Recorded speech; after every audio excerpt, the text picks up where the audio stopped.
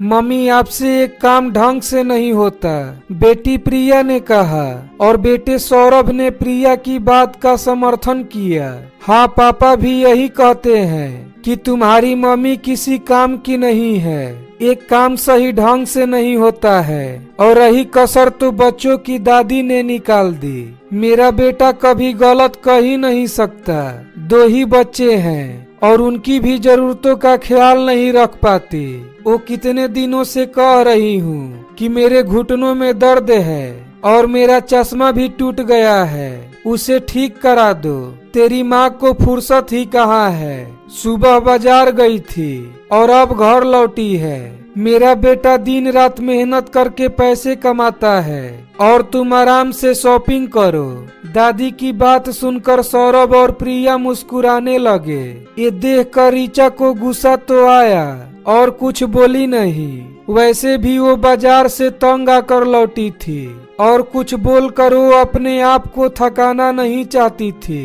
रसोई में जाकर उसने पानी पिया और फिर अपने बाइक से सासू जी का चश्मा निकाला और उनको दे दिया और शॉपिंग बैग से तेल निकालकर उनके सामने रख दिया और फिर अपने कमरे में चली गई। तभी उसकी सास बोली, जरा कुछ कहो नहीं कि तुम्हारी माँ मुंह फुला लेती है। मेरा सामान लाकर कोई एहसान नहीं किया है, मेरे बेटे की कमाई से लाई हो। यही अगर पहले कर देती तो हम तुम पर गुस्सा नहीं करते। फालतू में हम सबका दिमाग खराब कर दिया। अब तो हर दिन का यही तमाशा था। और अब बात करते हैं ऋचा के पति अमित से।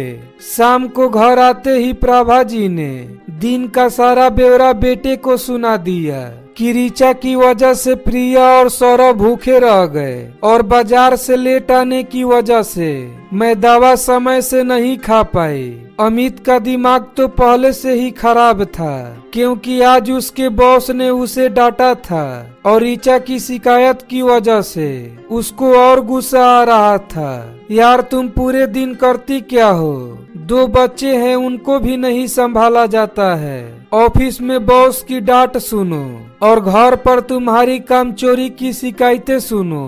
किसी काम की नहीं हो तुम। अगर घर नहीं संभाल पा रही हो तो साफ साफ कह दो, मैं नौकर रख लूंगा। कम से कम रोज रोज की शिकायतें तो नहीं मिलेगी। ऋचा इस घर को अपना घर समझकर अपने पूरे परिवार की सेवा कर रही थी। आज ऐसी बातें सुनकर अंदर से टूट चुकी थी। ऋचा ने रात में फोन किया कि मुझे एक नौकरानी चाहिए। ऋचा ने रात का काम खत्म किया और सो गई। सुबह जब वह रसोई में जा रही थी तभी फिर से चिल्लाने की आवाज सुनाई दी, मम्मी मेरा नाश्ता कहाँ है? बहू मेरे लिए आमलेट बना देना। ऋचा मेरा टिफिन लगा दिया। ऋचा रसोई घर से बाहर निकल कर आई। ए ललिता, आज से घर का सारा काम यही करेगी। और हाँ, आप लोगों को कितना क्या क्या खाना है सब कुछ इन्हीं को बता दो। नकुल गुस्से से बोला, ये क्या मजाक है? तभी ऋचा की सास बोल पड़ी, हमारे घर में आज तक कोई काम वाली नहीं रखी गई। तुम्हें सिर्फ मेरे बेटे की कमाई लुटाने आती है।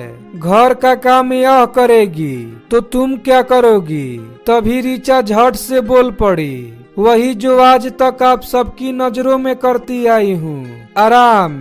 बोलिए, आपने ही तो कहा था कि मुझसे घर का काम नहीं संभल रहा है तो नौकरानी रख लो।